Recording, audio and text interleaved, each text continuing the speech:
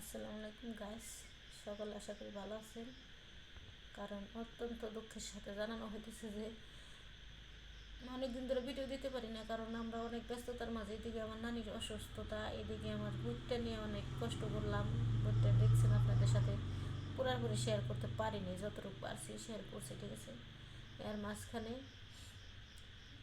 এইমাত্র রাত্রে, আজকে কী বার, মঙ্গলবার দিবার গত রাত্রে 11:30 বাজে, কিছুক্ষণ আগেই আমার নানি, আপনাদের মাঝে অনেক ভিডিও আমি শেয়ার করছি নানি যতটুকু পারছি। আর শেষবারের মতো যখন আমাদের বাসায় থেকে গেছে তখনও শেয়ার করছি মনে হয়, সঠিক আমার মনে নাই।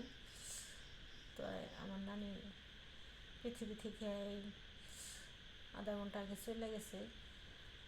তার জন্য সবাই দোয়া করবেন, সেজন্য ব্যস্ত নাসিব করতে পারে। আর বেশি কিছু বলতে পারতেছি না, কারণ আমরা এমনি ইমোশনালের ভিতরে আছি। কারণ প্রচণ্ড বৃষ্টি হইতেছে।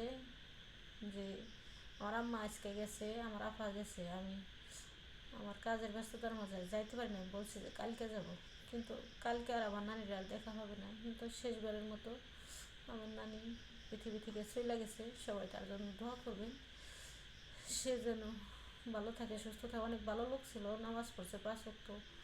এই 2-3 মাস ধরে একটু বেশি অসুস্থতা হওয়ার কারণে মনে করেন এত কাজের ব্যস্ততা, আমি মনে করেন ওই ভুট্টাগুলো আমার বৃষ্টি আইসে ভিজা যাব, ওইখানে ছিলাম। আমি ফোনটাও ধরতে পারিনি, যে ছটফট করতেছে যখন দমটা চলে যাব।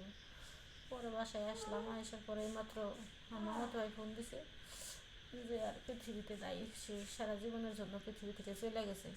সে তো হয়তো কোনো জানা মতো ভুলভ্রান্তি করে নাই, যদিও করে থাকে তাকে আপনারা ক্ষমার দৃষ্টি দেখবেন। সে যেন ভালো থাকে, সুস্থ থাকে। সবাই আমরা ভোর 5টা বাজে চলে যাব, কারণ দূরের রাস্তা, এদিকে গাড়ি নাই। তারপরেও মনে করেন সমস্যা হয়েছে, মনে করেন প্রচণ্ড বৃষ্টি হইতেছে। আর জানালাটা সকালে হবে, পরবর্তীতে আপনাদের সাথে আমি চেষ্টা করবো শেয়ার করার জন্য যদি পারি। কারণ